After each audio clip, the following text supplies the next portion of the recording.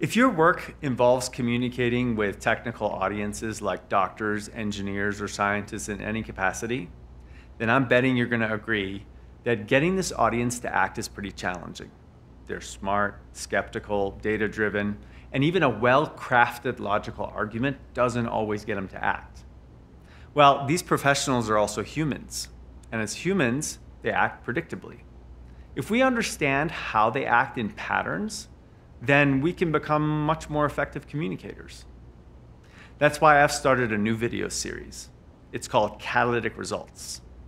Each month, I'll break down a different human pattern that you can use along with stories and examples of how to successfully leverage these in a variety of settings, like internal communications or marketing or sales, or in promoting better health outcomes.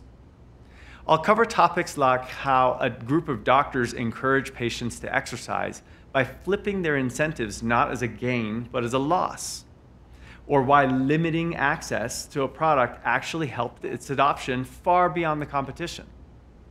You can find all these videos on our website, subscribe to receive them in your inbox, or just follow us on LinkedIn and Twitter and catch the latest one.